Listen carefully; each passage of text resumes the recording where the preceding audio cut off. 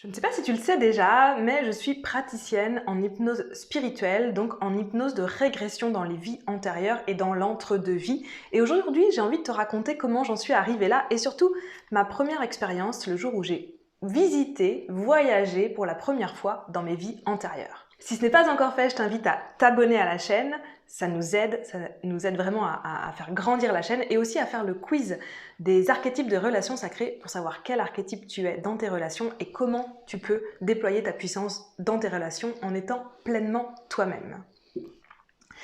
Alors pourquoi est-ce que je me suis intéressée à l'hypnose spirituelle, aux régressions dans les vies antérieures? Il y a un jour où je me suis rendu compte que je manquais de confiance pour vraiment faire ce que je voulais faire. Alors à l'époque, pour moi, c'était me lancer à mon compte, me lancer dans l'entrepreneuriat et dans l'accompagnement. Je manquais de confiance en moi, j'avais déjà fait des formations dans magnétisme, en massage, en yoga. J'avais déjà fait plein de choses et je voyais bien que je ne passais pas à l'action, comme si je manquais de confiance en moi pour vraiment le faire. Et j'ai commencé à m'intéresser à l'hypnose spirituelle quand j'ai pris conscience que l'inconscient prend beaucoup plus de part que ce qu'on pense dans notre manière d'être et dans notre manière de faire les choses dans notre vie. Donc je fais ma première séance d'hypnose spirituelle, je la fais à distance via Zoom et ça c'est également quelque chose que je peux faire avec mes clients, donc on n'a pas besoin de se voir, de se déplacer et d'être ensemble. Donc je fais ma première séance pour moi en tant que cliente à distance via Zoom avec une personne donc praticienne en hypnose spirituelle. J'ai une facilité limite déconcertante à me connecter à mes vies antérieures, c'est vraiment très simple, je trouve ça...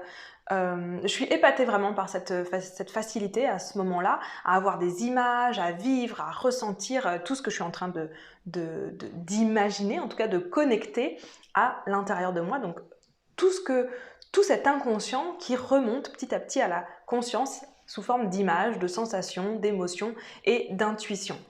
Donc je visite des endroits comme des cascades, je visite aussi un endroit... dans des temps anciens en Inde, je suis assez connectée à cet endroit du monde, même si je ne suis jamais allée, dans une maison très riche en Inde et un autre endroit dans une cascade quelque part en Europe. Et je me rends compte que le problème, c'est pas la confiance. Le problème, c'est pas une question de confiance en moi. La confiance en moi, elle est là, mais il y a quelque chose de sous-jacent à ça qui est bien plus fort, qui est l'émotion de la tristesse et de la solitude, le manque de connexion à l'autre. J'ai vraiment, je ressens cette solitude immense à l'intérieur de moi pendant que je fais cette session d'hypnose spirituelle. Donc je commence à comprendre que la confiance en moi, c'est pas le vrai problème.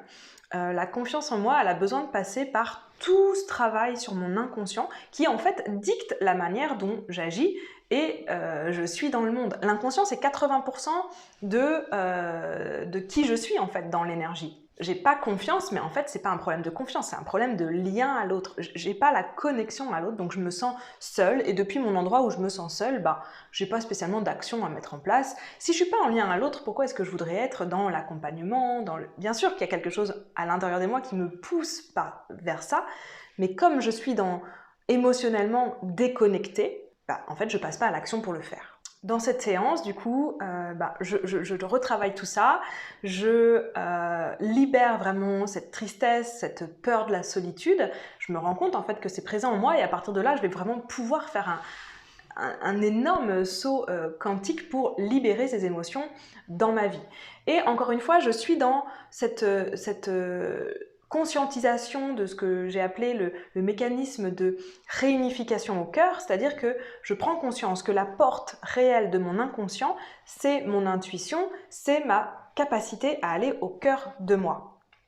Alors oui, les images, on peut imaginer qu'elles sont dans la tête, que c'est l'imagination, est-ce que c'est vrai, est-ce que c'est pas vrai? On peut se poser plein de questions, mais à partir du moment où on est capable d'être au cœur de soi, on va avoir une facilité, une capacité à accéder à ces images-là pour pouvoir libérer ce qu'il y a à libérer. En fait, notre inconscient, il est plein de messages tout le temps.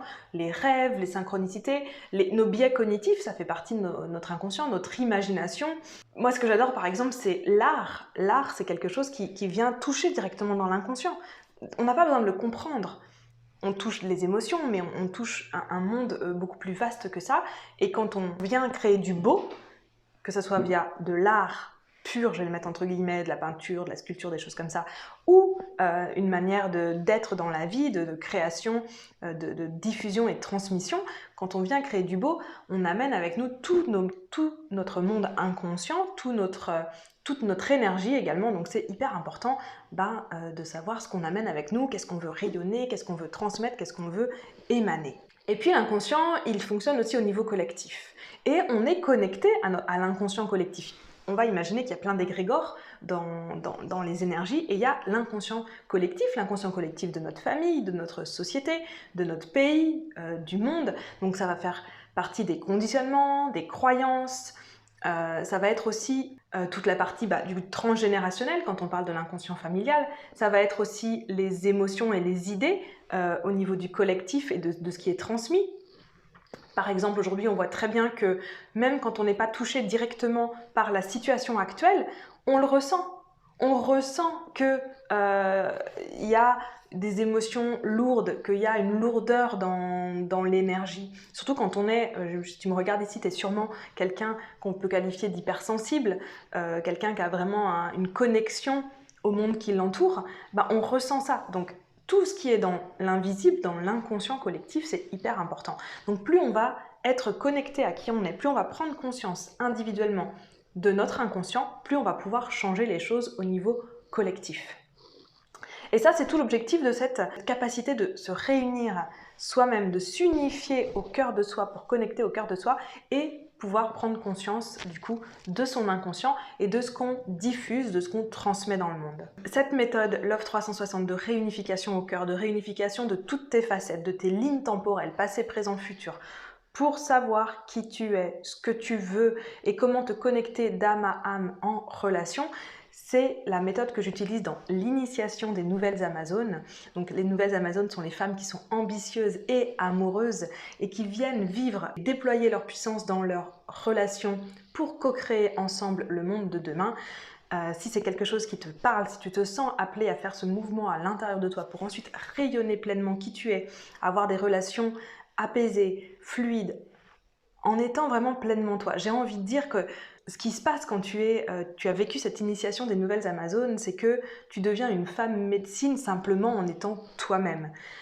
Bien sûr, il y a des outils, je transmets les outils de communication, je transmets des outils de connexion à son inconscient, je transmets des outils d'intégration des ombres, donc il y a des choses à faire pour ça, mais vraiment ce résultat c'est ça, c'est être cette nouvelle Amazone, les femmes qui vont changer le monde de demain en étant déjà dans le changement pour elles aujourd'hui. Si tu te sens appelé par cette initiation, réserve un appel téléphonique avec moi, c'est l'appel Vision Claire.